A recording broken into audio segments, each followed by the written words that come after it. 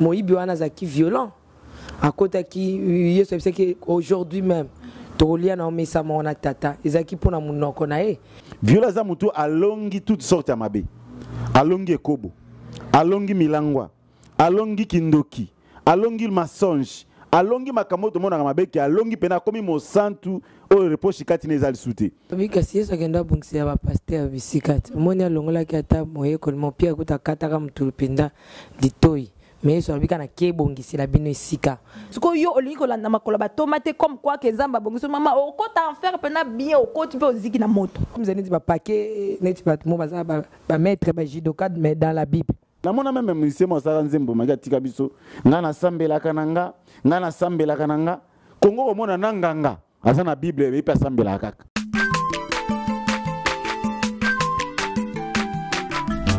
asa mwana motote o akosangai abongwa ni pete po awangata nzambe alona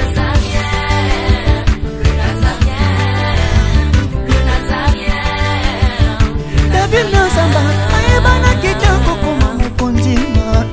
atako babakola ki mafuta na musakolima lelo ya yobolingo ebatelile Nazareth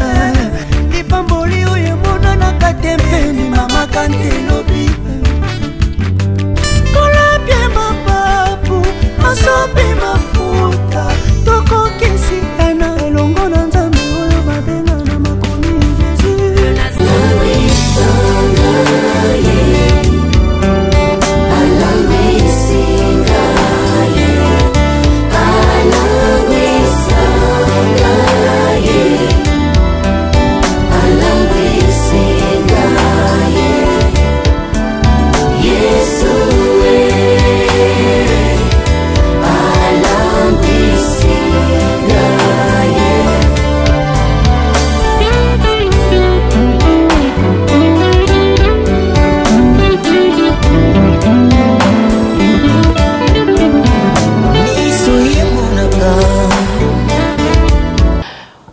Bienvenue sur le www.lenazarientv.com. C'est notre site, votre site, c'est un site pour les chrétiens qui sont partout dans le monde entier. Croyez-moi que c'est la vôtre. Comme dit Habakkuk, je suis toujours à mon poste jusqu'à ce que la prophétie va se réaliser. Certainement. La princesse de l'Éternel, l'humble servante de Dieu, la présidente du Parlement céleste, députée quoi, dans votre maison, dans vos chambres, dans vos bureaux. Et pourquoi pas aussi na ba voiture na bino. Toze longo na bino. Mubaya mungu ko wapi? La princesse de l'Éternel iko hapa. Na Kinshasa. Juu ya nini? Juu ya kuservir mungu yangu. Nashikia Swahili yangu. Swahili ya kidogo kidogo. J'aimerais retourner à la régie parce qu'aujourd'hui je reçois des servants, des hommes de Dieu. Une servante et un homme de Dieu. C'est comme ça. Donc, invité spécial Nangai, Yamokola Lelo, autour de cette émission, Table Sainte, une émission pour vous, pour nous. Aussi pour les serviteurs de Dieu, parce qu'on les invite pour venir édifier autour des sujets importants aussi, très capitales. Et aujourd'hui, j'aimerais rentrer un peu à la régie, parce que je suis comblé de joie de savoir que vous êtes vraiment nombreux sur le Nazarientv.com. Merci.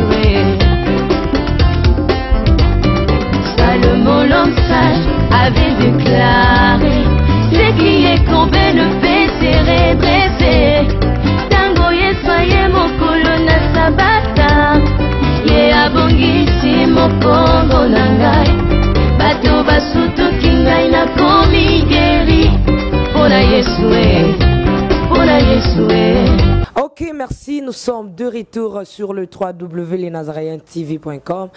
dans votre émission Table et Sainte.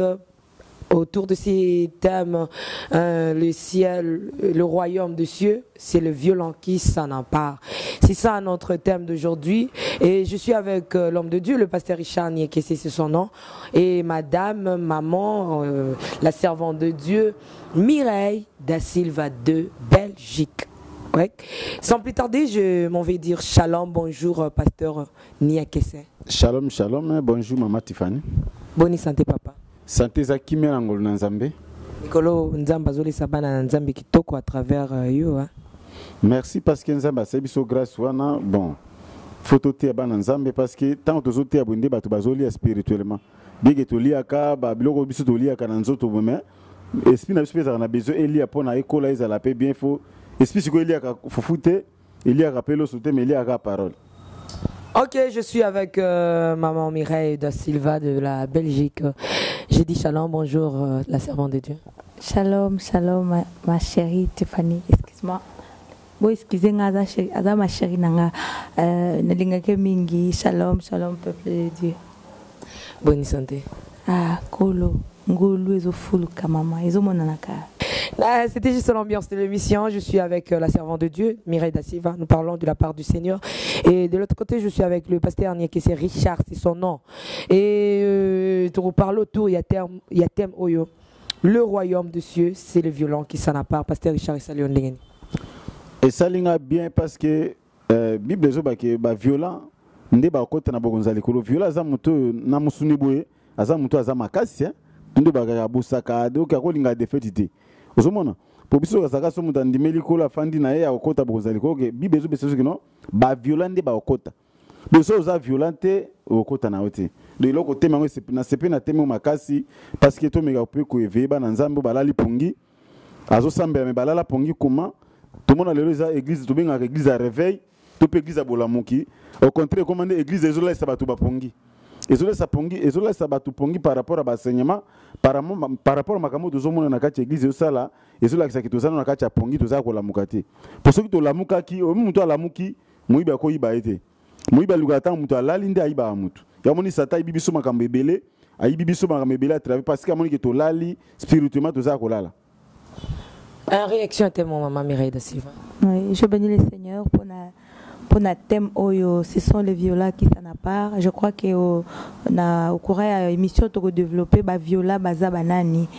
pour te comprendre ne kaka pasteur alobi donc bananzambe mingi balali pongi bongi to telema violence kane to mona ba to kulu na basala violence wana et ça c'est que violence physique te mais ça violence moro spirituelle ne to développer au cours de l'émission. Mais eloko moko na constater na habité na robandelanga ko répondre nga yango na constater que Yesu azobeta Bible ezobeta so masolo mingi ya miyibi ba violent ba brigand bazwaki ye ba betiye ba bwaki ye ba sundoli ye mutu mususu aleki atiki ye ba beti kuna na croix miyibi mibale bakangami na ye to ya lisusu les violences qui s'en emparent tout ça vaut mieux un chien vivant qu'un lion mort. Pourquoi ba makama kopesa ka ba biloko ya ba biloko makasi ezo mizani ti ba paquet neti ba mo baza ba maître ba judoka mais dans la Bible.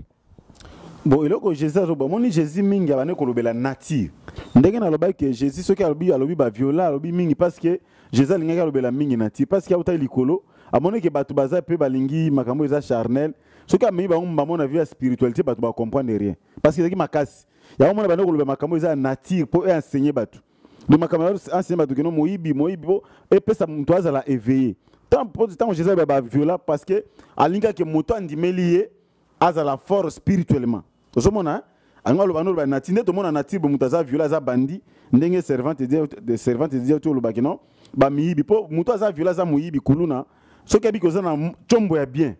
ou bien ozana saki mo ozana mbongo il faut ça la violence pour abotole koma yayi ozolanda il faut la violence la force ko lekayo asala ba force ka botole kozana maboko na ndenge mo bebiso photo botola makam vie za ko botola ngoya ko lelo ko joie vie éternelle les a facilité ils a faut la violence ça la effort talaka batu ba skima bamba on dit basaka be fort pas bi ma premier pour azwa coupe équipe non ce que comme na compétition ça ke bi maka champion il faut pas ça l'effort ba s'entraîner ma casse ndenge moko elinga la biso batu to ndimi ko to la fort spirituellement to lembate kino suka muki mais balobi ke Koko talola ya ofele. Kobala ya ofele. So balbaki toko talola ya ofele. So ah oui, bimins ko tanga Bible zo montrer biso noir sur blanc que c'est les violents. Et c'est sous marambo ya ofele te mutu mo kasel makasi na ye. Maman Fanny na pona na ngina loba koyamba Yesu comme Seigneur et Sauveur sali. Tu vois, sali eza ofele bien évidemment, mais la Bible yango moko pe lobi abi o ya ko persévérer qui n'en a souka yenda ozala sauver. Je pense qu'on est sauvé à processus. Oyambi Yesu comme Seigneur et Sauveur. Osuki ka wana te puisque koko perdre en opé. Oko perdre pe sali na yo. Donc oya ko persévérer dans la foi, ko persévérer dans l'amour, ko persévérer dans la communion avec le Seigneur. Yende a cause la sauver même Yesu le baki tango na ko yeska na okuta lesu kondima. Yango bongi biso to persévérer. Koyamba Yesu za ofele bien évidemment. Ko kota lo la pesa ofele, mais il faut ko persévérer. Et ça question à persévérance. Oya ko persévérer dans la foi jusqu'au bout. Yenda ozala sauver. Mais ceux qui ont persévéré non dans la foi tu dis voilà na yambi Yesu comme Seigneur Sauveur na suki wana po nanga c'est acquis c'est faux o kota te tango Yesu ya o tikala. Mais maman Mireille n'a tout non question moko pour déjà couleur ya lola déjà ba pesi biso en boko njali kolo balobi ezali lokola tonga bongo sikoyo omona ne nyama lokola chameau akota na lidusu atonga wa déjà nzamba pimeli bisolo la boko njali kolo. Ata tout ça les violences, ata violence en emo violence en tout ça ni bomitiano na place na biso. Maman Fanny na pona na lingina rectifier. Omoni exemple wana ya tonga wana balobak ezaki image, eza image, tu vois? Eza image tango nakala bazaki ko tonga ba miraille, tu vois? Na miraille wana ezaki na espace oyo batu banda ko leka ezaki grande porte te ezaki espace wana nde bazako benga ngo aiguille wana. Ezate aiguille. Donc cela veut dire aussi que pour il faut qu'on se débarrasser d'un certain nombre de choses où ils sont charnels, tu vois, puisque charnel au côté puisque dans la chair on s'appart de beaucoup de choses. Donc ceux qui ont nzoto au côté et on a pas image c'est justement pour qu'on se débarrasser dans ma camion tout les charnel pour tout côté dans spirituel parce que spirituel tout le monde a un côté spirituel tout le monde a un côté tout côté dans ma camion spirituel pour permettre yo au côté dans royaume. Mais pasteur Richard betela pisona no masolo ya royaume des cieux pour na kokota yango faut à la violent. Est-ce que réellement nous avons de violents actuellement? Il y a des chrétiens violents. Ndenge makamozo kendelela. Ndenge makamozo kendelela c'est Tiffany kutilo la eza na bana nzambe ba okota ba sena nzambe ba okota bazali mais baza mingi te. Osolanda parce que loko zoboma ba tout siècle présent cause la violence on explique violence ana ndeto pesa que exemple boye nature lo bela biso na musuni bozo mona ba violence bazali ba bandi batamakasi ba kuluna ba shek baza makasi ndenge mo pe nzamba suko biso déjà on a angle spirituel to bite que so za kuluna oboto la bato bilo comprendre biso mabete so za kuluna zo boto la bato basaki no za violence ko talola non to biso ko violence to zo to na angle spirituel spirituellement violence anani violence za mutu alongi toutes sortes ya mabe alongi ekobo alongi milangwa alongi kindoki alongi masonge alongi makambo to mona mabe ki alongi pena komi mo santu o reproche kati nezali sute donc moi monde to zango za monde mo makambo ebele ata bandeko to sambela na ndaki misombo saki na ba mama ki non ba bandeko ka bazana poto ndi bazaka mo lâche bazaka mo faible non cela veut dire même na Congo ko to za mboka ba aventure na ba aventurier Congo ba tente na ba spirituellement ba na Congo parce que mona ke mutazo prier mais ezaka pa église ngana sambe na mona même musicien mo saka nzembo maga tika biso ngana sambela kananga Congo ko mona nanganga asa na Bible e pa sambela kaka okomona na mutafla maçonnerie asambela kaka ndumba asale kichel na butu na tongo a Bible ke l'église c'est bien bon tobo ya ngote mais bien aimé Bible ezako sambela nga mona bato ba kenda église okene otondi ko compléter ba église ko comptondi saka ba mona ko yaki wana mais vrai lo sambo ko la zolo ba awa ba viola baza bato ba sali repentance za sincère cela veut dire bato ba kufina Yesu ba seku na Yesu ndenge apôtre Paul ba keno ndenge azo vivre beza sunga azo vivre te mais Jésus Christ na zo vivre kati nanga pour comme qui modèle babik azaki ba crucifier nga mondimi pas à la crucifier na croix de son mutaza crucifié na quoi za muto a sacrifié bojene c'est Tiffany ngala ko pesa témoin net yanga ngana bongoli motema na na jeune je crois na ba 19 à 20 ans na âge nzote senga ke sakana nanu biso za bato ba génération ba wenge na tango za ko fandi boye okike non ya solo kini e bouger ozomona ozonga kotoka mulolo eza ba age oyo pour maîtriser mutu eza facilité et surtout que toi ba kino to botama kina kishasa to kolina kishasa ngana lingana bunde na tibo na nga musique minga ngana kiso musique ezo beta même na liaki fanatika kolia na kendola na musique eza ki facilité koto komona zaiko koto ozonga anti-choc ka njawisa koto kozonga ka dikano mona kini eza ki facilité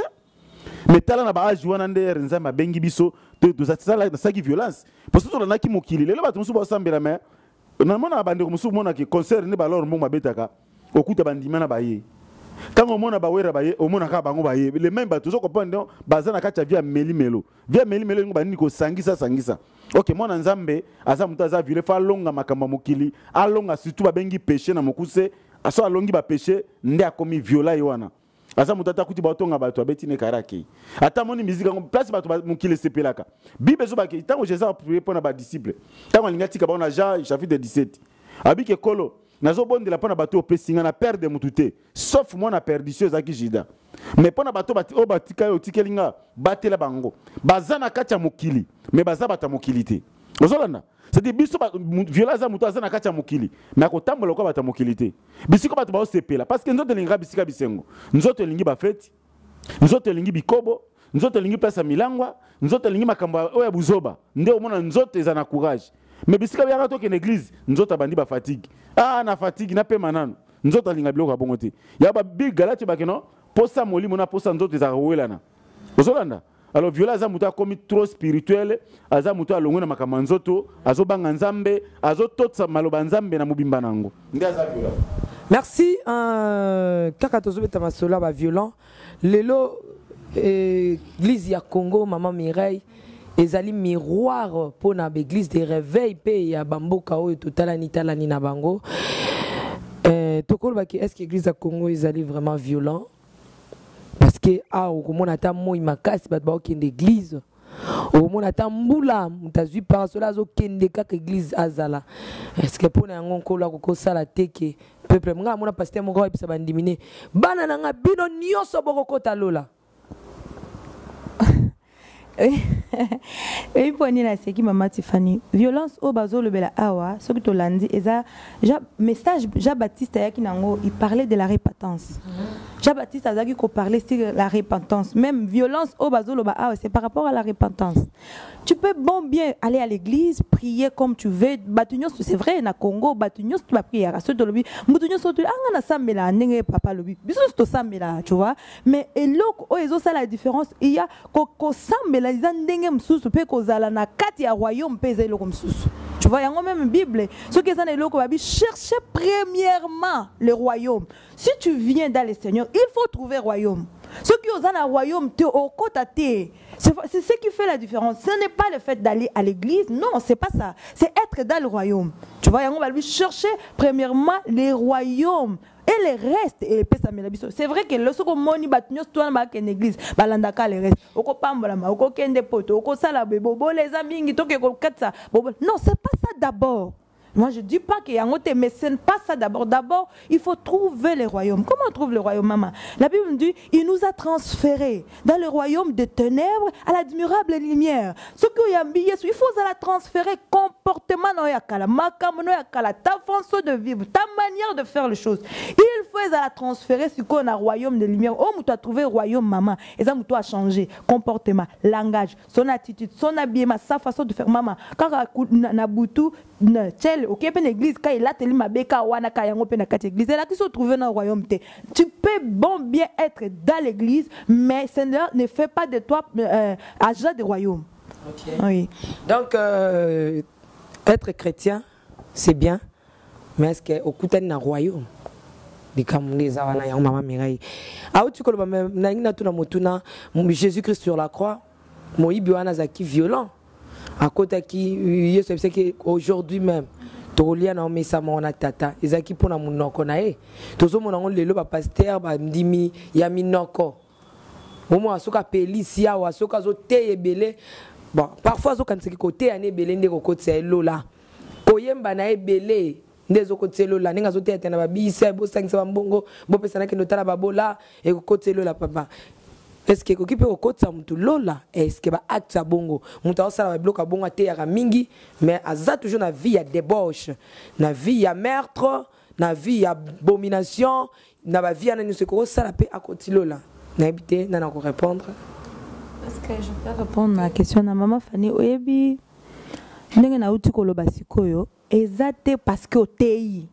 puisque yeso alobi même gani ba amte zela non maman alobi boko sala miracle mais mukola suka loba je vous ai jamais connu pourquoi vous qui commettez l'iniquité eza nini péché oyebi e amabe mais osala ngoka bio otea kabatu kebo ibate me yo yibi bato wana baza sauvé hein t'inquiète bato wana baza pena sauvé ba yam o koyo ka lobana azio ngona msala auzala ne sauvé mais yo okota te alors je t'ai jamais connu. Ce n'est pas le fait de prêcher, ce n'est pas le fait de faire les miracles au commence la miracle qui dit moto tout ce que tu veux c'est pas mal parce que maman le comme quoi attribuer plus ba miracle hein, na bato science non au cause non ozo vivre vie masum ngolu nzambe parce que Dieu ne serait pas de sa grâce qui ngolu aliko na yo grâce na ye miracle c'est ça na doa wana ya miracle et ça le milaoka mais likambo ezande na suka balobi likambo eza na suka mukolana mama ce qui est ne loko nga na veaka jour wana balanga vient entre dans la joie yango ka phrase nga na lukaka na je veille à ce que na yo ka phrase wana mukola suka ezate parce que na sana na ministère minene parce que batu babiki ou bien non au-delà que batu babi même l'apôtre Paul bi nazokima na bangi na prêcher bino ponga na zanga non biso nyoso tozo lité abitozokima puisque mukola tozo couronne corruptible c'est ça qui compte même miraille que ça na batu déjà baza couronné ah couronné ah mais couronne ezaka na suka awate mama pasteur Richard yebite ke batu basiba pasteur msupe na bayembi msuba sibi baza couronné. Bon, peut-être que est couronné bango, mais couronné non tous parce que tous qui maintenant tous andé maman lobby, tous na course.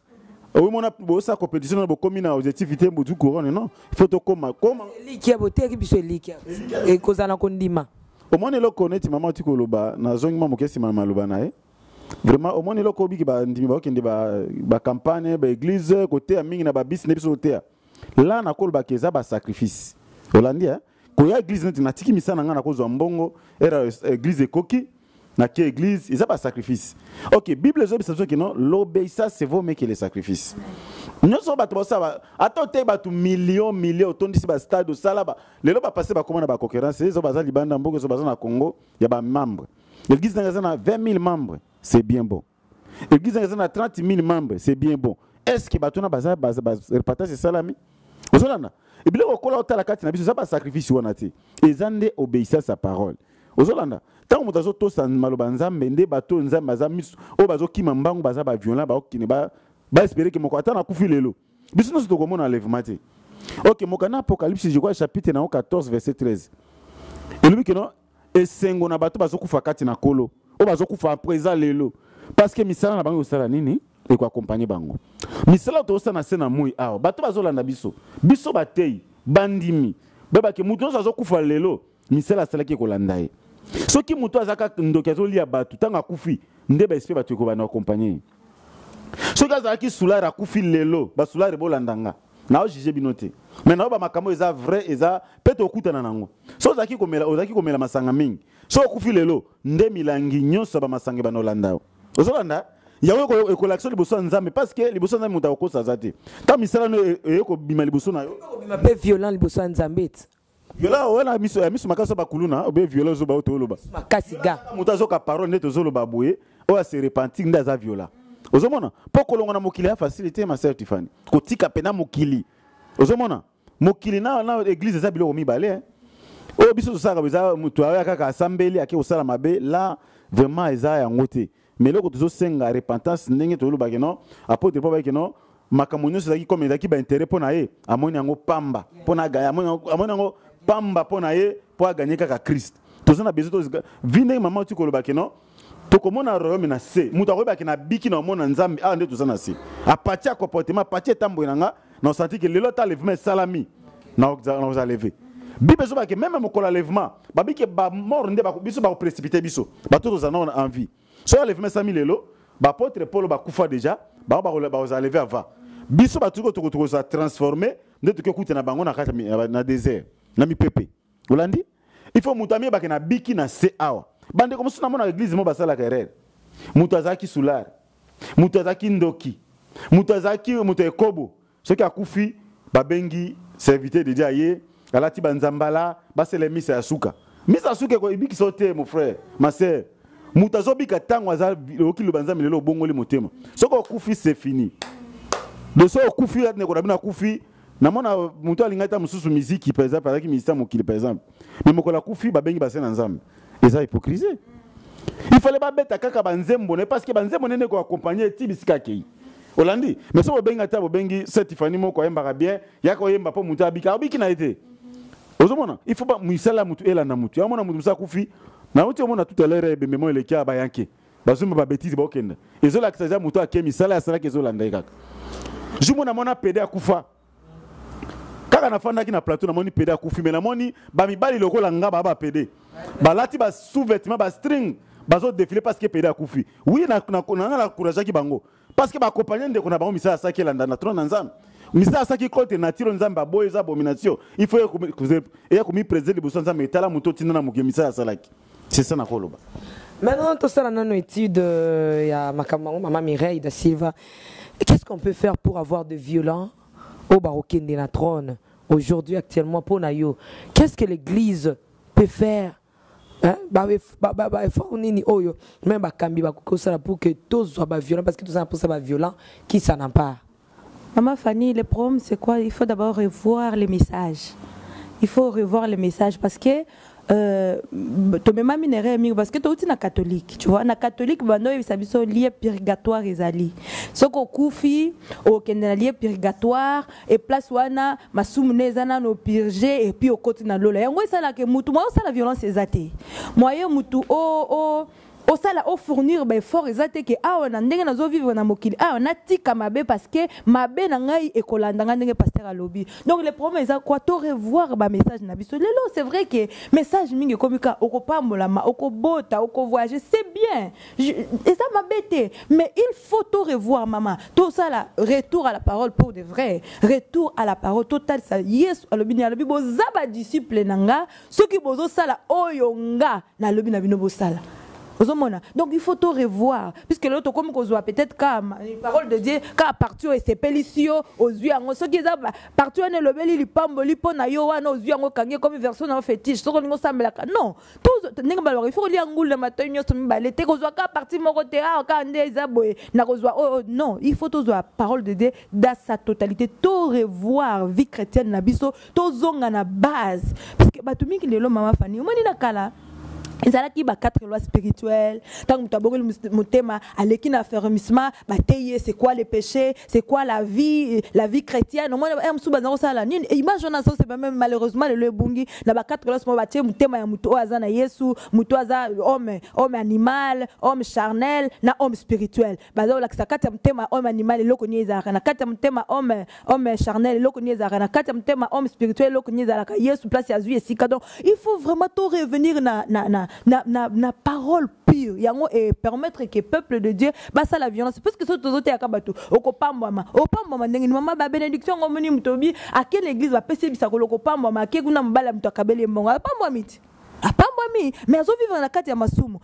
tokoki ko soit bénédiction awana c'est ozui tout ce que tu veux mais na suka to yeba mama mokili pete biso tango batu nyos totala ba onyo bazana ba mbongwa lelo ba multimilliardaire auto yebinongo tango ba kufa mama est-ce comment na mbongo na ba tsaka na kati cercueil etika la kana ba compte na pesi exemple kana mbongo na biso président na biso Mobutu asaki na mbongo ebele akufa to mona mbongo même bana ne bazwango te ekendaka bon pourquoi comme quoi que biloko nyos to ya mokili etikala vina biso ndeza important na miso nzambe tout revenir na parole pure kotali sa peuple de Dieu que soki olingi opambwama soki olingi okende libostala mama Fanny mais abnani azaki kolobango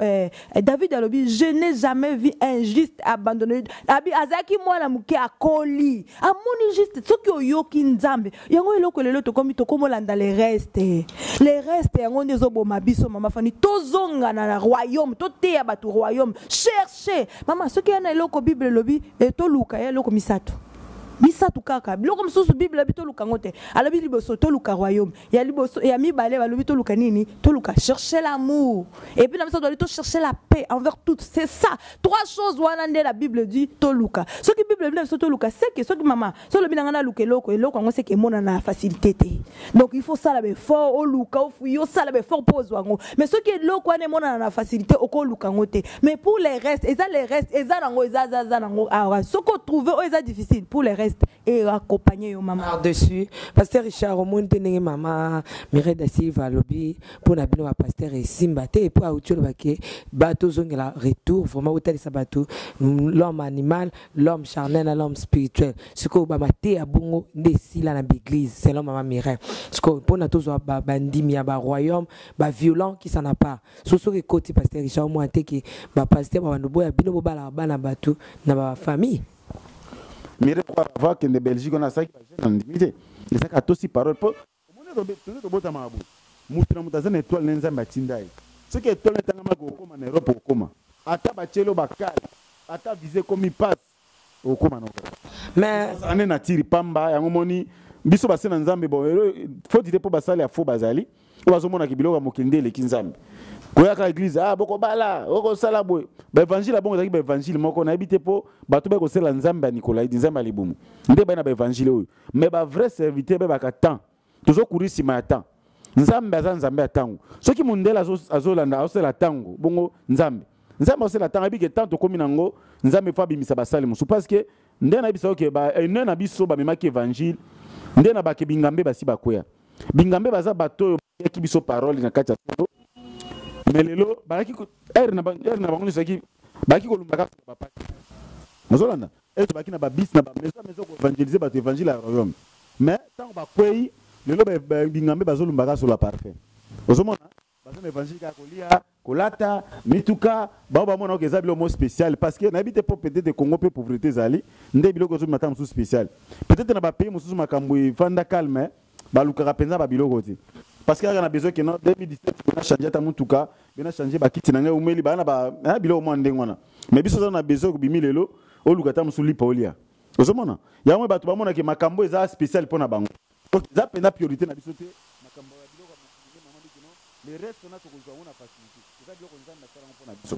Merci Tomoni Yesumasi à maman Mireille à lobby na ba école na ba porte à longoli ata mon côté. Alors bien qui ko bongisi la bino ici ka hormis moi na libebi a boito que au pierre a kata ki mutulito ipo kata ki mutulito yo ko tatabina ke bongisi la bino ici ka po ici ka ngana za bino pe boza mais za pe bongo pona ba scène na nzambe mkola ki na ko bongisi la ba pasteur nion surtout ba olekana sambise le te bango déjà balonga mama Mireille. Aïe aïe aïe aïe nzambe asunga maman Fanny c'est pas ça avant de répondre à la question oyo na touché pour moi papa lobe awa oyebi na ngina pesa moi témoignage que je pense que édifier peuple de Dieu nazaki awa na kin nazaki na connaissance mingi teta to bali mbali na ngaki nini pona ngana ndo oyebake na okende po de fona sambela mingi mangenge ngomba et puis quand j'allais prier zaki kanine nzambe voyage comme si nzambe yeba ite qu'il faut ngana voyager tu vois et ça qui manque ya maturité j'avoue il faut vraiment tout la vérité. Il faut voir. Qui a payé un mobile ana poto na conviner que na poto ce qui Dieu cherchait à moi que na kola. Tu vois, atika inga awa parce que azaki ayeba ki mission nazo kende osala atika inga na kola mais tango nazaki tellement na mutu nga porte voyage comme si na komi kolela nzambe voyage nzambe jusqu'à ce que un jour nzambe arrêté nga stop alembi na lembi saki nzambe comme si anayo kamera nga voyage te ntala mama Fanny nzambe atalite nga bi omoni point oyo longolango omoni oyo sala boyale engage toi d'aller mama na sala ki bongo nazaki na mutema nga ba problème ebele nazaki na kanda et puis nzambe a sokola ki mutema nanga wana je expérimenté que le pardon est une puissance qui libère. J'ai expérimenté la parole et puis nzambe a memi nga na kota na œuvre évangélisation de porte à porte na bossa ni voyage maman et ça là qui même pas na zeli 5 ans na kozela pourquoi nzambe mona na mutu na nga na kola ité mais tant on est ezwa ki nga même pas une année maman na voyage donc comme quoi que ça ce n'est pas ça il faut qu'il ne gomi kata il faut qu'il ne gomi bon ma pose non ça c'est le reste donc nazongi na question na mama soki okoki koreposer yango lisusu c'était nalobi kasi yesu akenda abongisa bapaster bisika te omoni alongolaki ata moyekoli mopia akuta akataka motu mpenza litoi mais yesu alobi kana ke ebongisela bino esika donc bapaster bakozala na bango baviolent te bazala na déjà baviolent parce que bantoma déjà babongisa makambo nyonso. Non, mama lesali est individuel. Mutu na mutu azwa appel na ye, mutu na mutu nzambe abenga ye, tu vois. Soki toma asali asisi makamune tala toko comparaître mutu na mutu individuellement. Et ça c'est parce que yo za mwasi atoma nde makambo atoma ta. Non, soki yo sali bien ta ngo bible lobi mukolo na tango sonini trompette robeta batumi bale bazaki na mbetu moko akokende moko akotikala comme quoi makambo nzambe talité parce que batoma basala ki boye biso non nzambe ko juger mutu na mutu selo acte na ye selo ba makambo o azo poser yango présentement yango nzamba ko juger nango mutu ndenge papa lobaki awa misala na yo misala batoma te batoma basisi œuvre na bango bazo observer biso sikoyo il faut to landa exemple tozwa o ya malamu o basala ki po biso pe tozala sauver mais ceux qui par exemple total batoma ngo basala ki batamboli malamu jusqu'au bout batiki témoignage ya malamu sikoyo yo olingi ko landa makolo batoma te comme quoi que nzamba bongo mama o kota en faire pena bien o koti pe oziki na moto otiki témoignage malamu to komo kitana suka ya émission tozoma ba témoignage ma bezo tika la mais bato bazoleka ba komisa za ba témoignage malamu mutani na témoignage ma be na témoignage ma be malinka na témoignage netika la ya malamu maman nanga est-ce que noir et ndezabu ni alati chemise à pembe jamais na kokomisa ngo noir et kokoma pembe jamais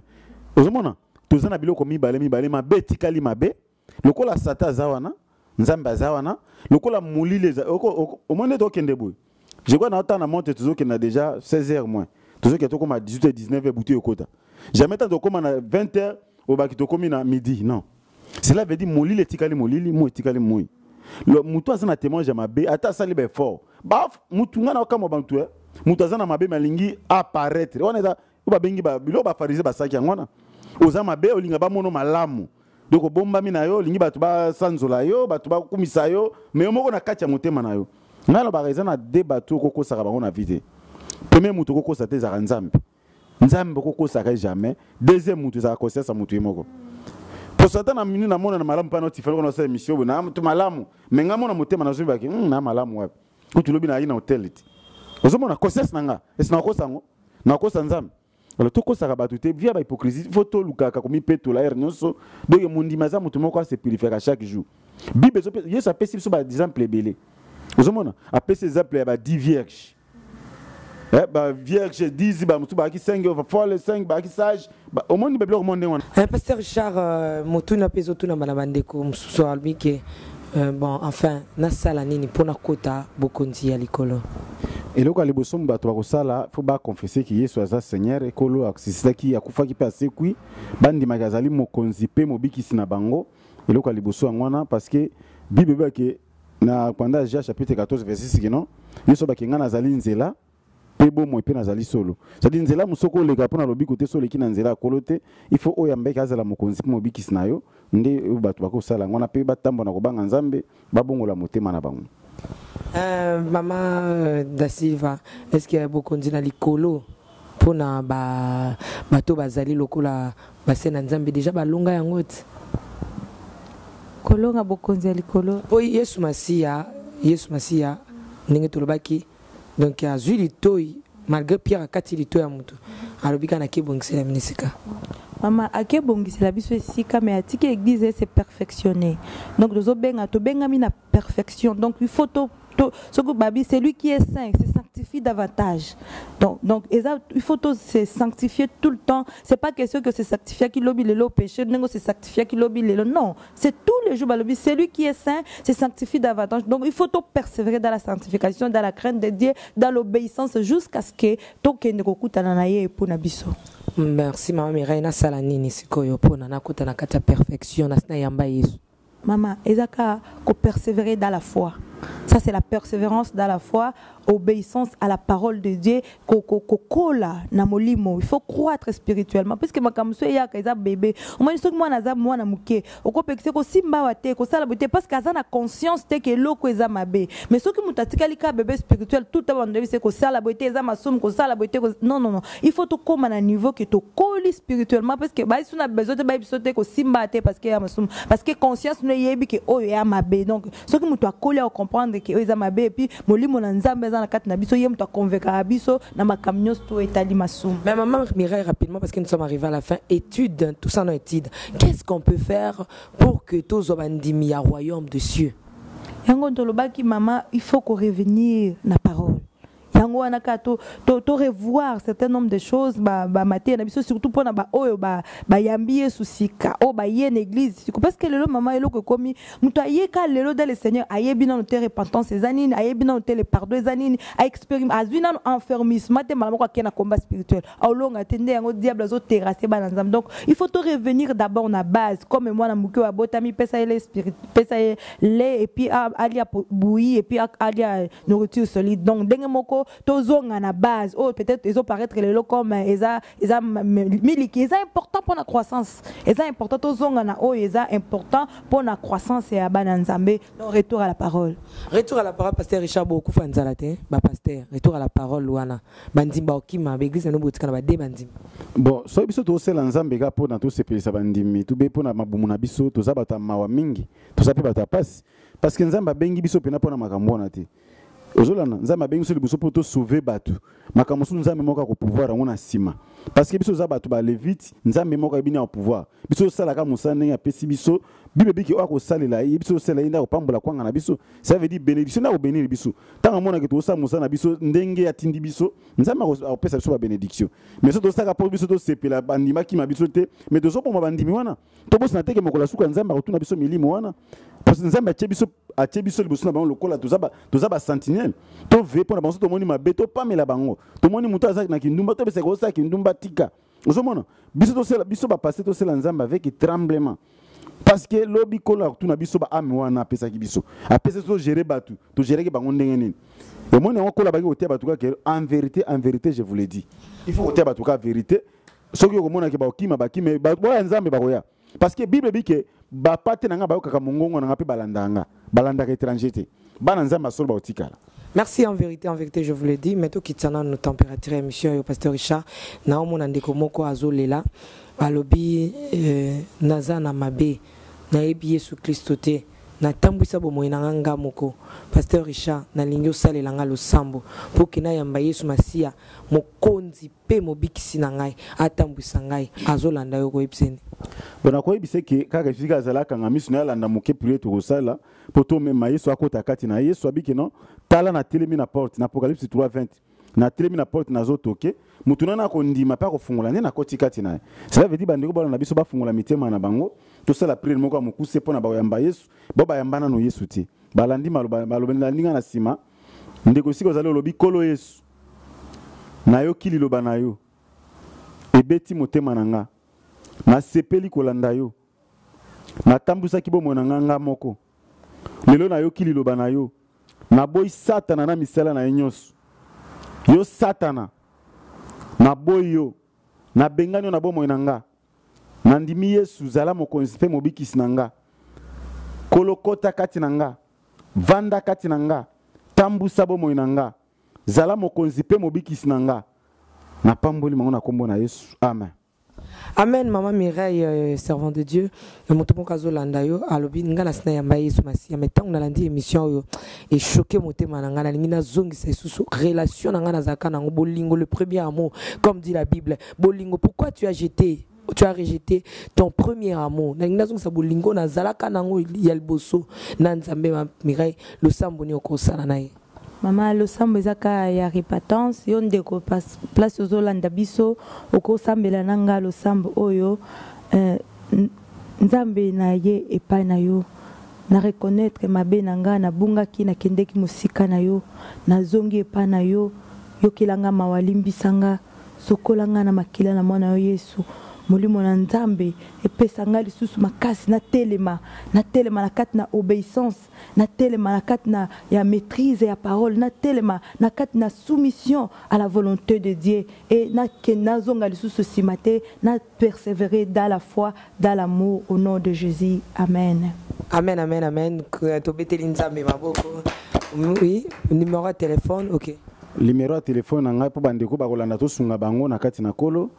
Numéro de téléphone, on a plus 243 99 848 78 07. Plus 243 99 848 78 07. Merci beaucoup bandeko nyonso tout basel na nzambe oyo bolingi ko inviter maman Mireille da Silva koya ko pambola bana na nzambe to pe ko partager ba idée kat na Biblia boza na Belgique France donc Moussa na nzambe aza tellement humble plus simple beaucoup qui ko contacter na numéro yo 0032 468 22 02 56.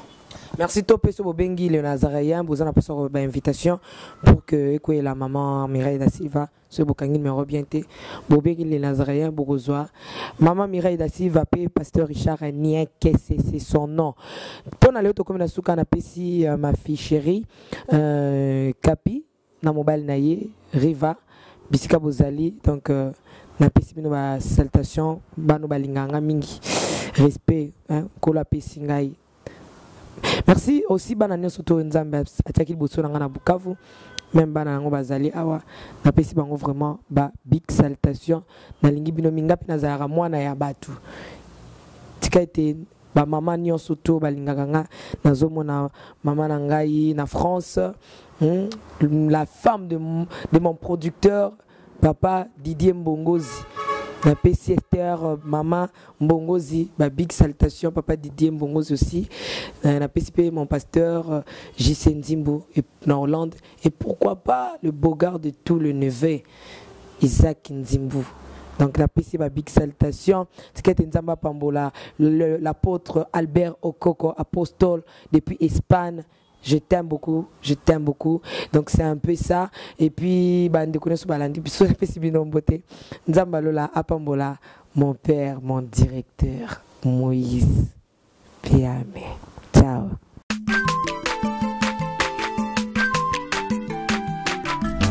Azamwana motote, boa kosangai. Abongwa ni pete, boa wangata. Nzambe alona.